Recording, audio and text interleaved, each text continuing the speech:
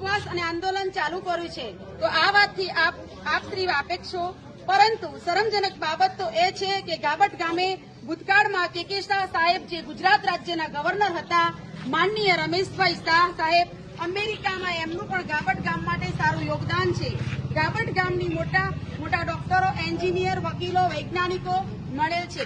તેમ છતાં આટલી નાની માંગણી જે અમે હકથી માંગી શકીએ છીએ એની અમારે તમારી પાસે ભીખ માંગવી પડે છે.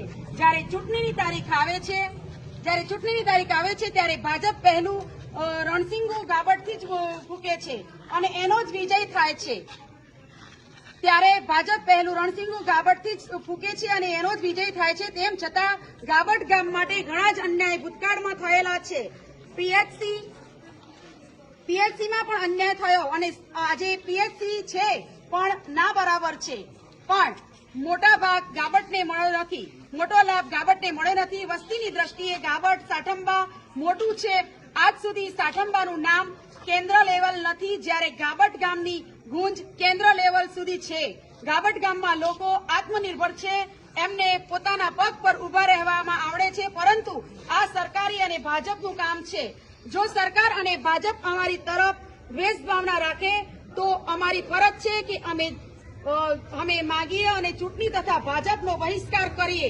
અમે સ્વમાની છીએ, દિલગીરી નથી. આવું આંદોલન ગાબટના નાગરિકોએ કરવાનું જ ન હોય, સીધા અમારા હક ઉપર જ પ્રહાર કરવાનો હોય. આ વખતે અમારો મૂળ મુદ્દો છે કે ગ્રામજનોને ભરપૂર સાથ છે, એટલે જ અમે આ વખતે ભાજપ સરકાર અમારા રોષથી ભોગ ના બને અને અમારા કોઈ પણ ભોગે બાયડ આ અમારો તાલુકો રહે અને બાયડ જ અમારા ભગવાન છે. તમે અમને નવા ભગવાન સાથે ધકેલી મૂકો એ અમને કોઈ પણ સંજોગોમાં મંજૂર નથી. ભાજપ સરકાર અને હોદ્દેદારો સમજદાર છે. અમારી આ માંગણી જેમ બને એમ ઝડપથી સ્વીકારજો.